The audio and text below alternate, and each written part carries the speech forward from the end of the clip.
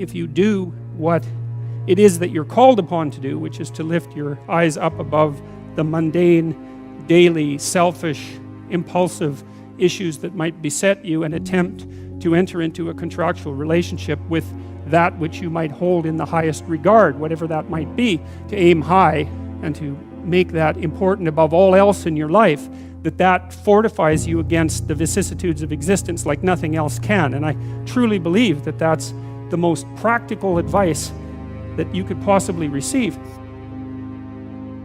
The way that you fortify your faith in life is to assume the best, something like that, and then to act courageously in relationship to that. And that's tantamount to expressing your faith in the highest possible good. It's tantamount to expressing your faith in God. And it's not a matter of stating, well, I believe in the existence of a transcendent deity, because in some sense, who cares what you believe? I mean, you might and all that, but that's not the issue. That's not the issue. The issue, it seems to me, is how you act. The issue is not what you believe as if it's a set of facts, but how you conduct yourself in the world. The purpose of thinking is to let your thoughts die instead of you. It's a brilliant notion, and so the idea is something like, you can conjure up a representation of yourself. You can conjure up a variety of potential representations of yourself in the future. You can lay out how those future representations of yourself are likely to prevail or fail. You can cull the potential yous in the future that will fail, and then you can embody the ones that will succeed. You do that well simultaneously, conjuring up a representation of your current state and determining for yourself, because of your undue suffering, which elements of your pathetic being need to be given up so that you can move forward into that future. And the goal, what is it that you're aiming at with that work and that sacrifice? That's the ultimate question. What is it that you're trying to do? Well, you're trying to improve the future. We believe that the future can be improved. We believe that it can be improved as a consequence of our sacrificial work. And so, once again, what are the limitations? What are the limits to that? What are the necessary limits to that? I would say we don't know. We conjured up this remarkable idea. The future exists. We can see it even though it's only potential. We can adjust our behavior in the present in order to maximize our probability of success in the future. How best to do that? Well, the idea is something like, don't hesitate to offer the ultimate sacrifice if you want the future to turn out ultimately well. What is it that you could contract for, let's say, if you were willing to give up everything about you that's weak and unworthy? The proper sacrificial attitude produces a psychological state and then a social state that's a manifestation of that attitude that decreases the probability that the world will careen into hell and increases the probability that people will live high quality, meaningful, private lives in a society that's balanced and capable of supporting that. And none of that seems to me to be questionable, really. I also don't think it's anything that people don't actually know. You know, people have told me many times that when they listen to me talk, they're hearing things that they already knew but didn't know how to say. It's something like that. And this is one of those things that I think is exactly like that. I mean, I think it's at the very core of our moral knowledge, which is our behavioral knowledge and our perceptual knowledge. I mean, let's get this straight. Moral knowledge is no trivial matter. It's knowledge about how it is that you orient yourself in the world. There's no more profoundly necessary form of knowledge. Well, it's predicated on something that's exactly like this. We know that we have to make sacrifices. We know that we have to aim at what's good. So then why isn't that we don't aim at what's best and make the sacrifices that are necessary in order to bring that into play?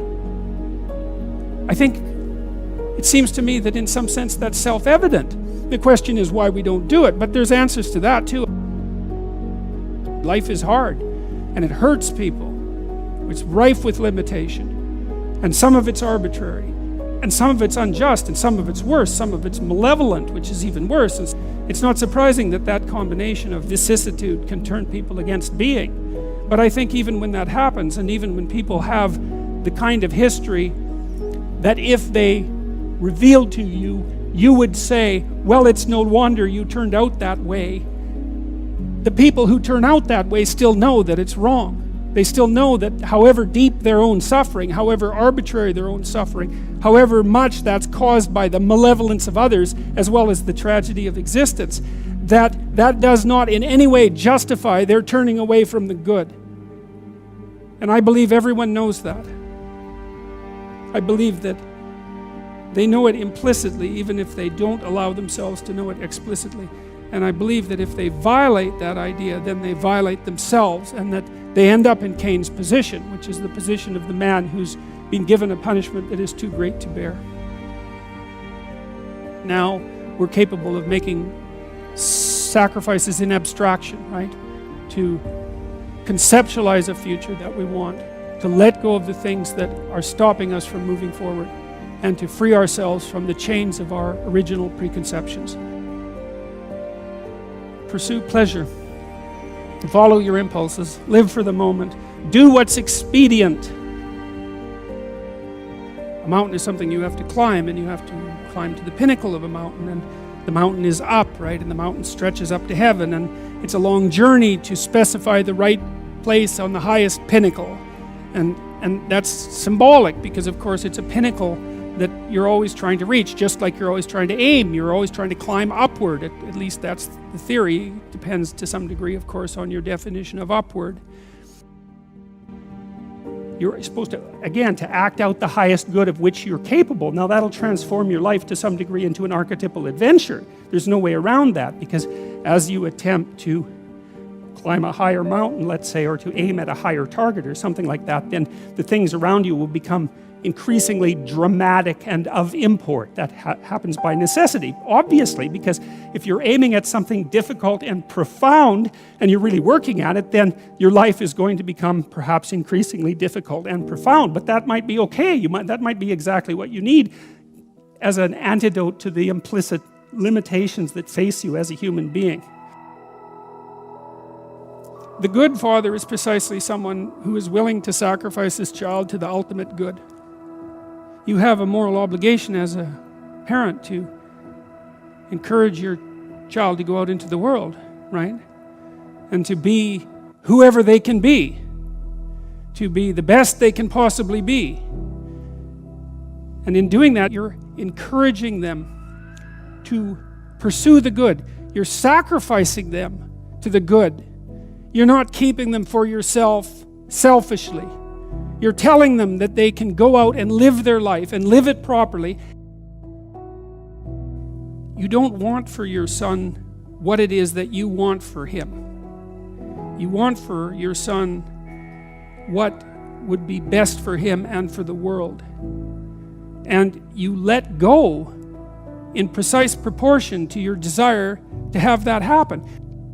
When you have an infant, you do everything for the infant, because the infant can do nothing for him or herself. But as the infant matures and is increasingly capable of doing things for him or herself, then you pull back, right?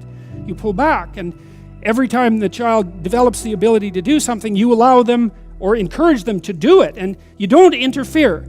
So if your child is struggling getting dressed, well, obviously there's some times that you help them, but mostly you let them learn so that they can know how to do it in the future.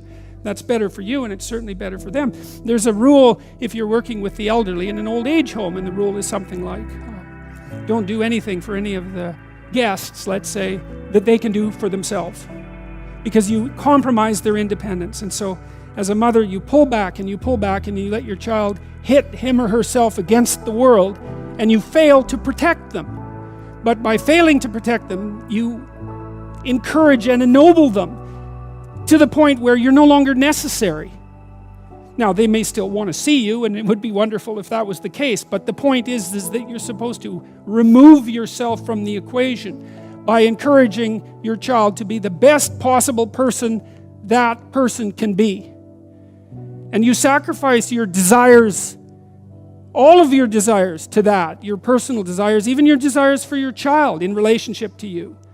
Because you want them to move forward into the world as a light, right? As a light on a hill. That's what you want, if you have any sense. And so you don't get to keep your children at home because you need them.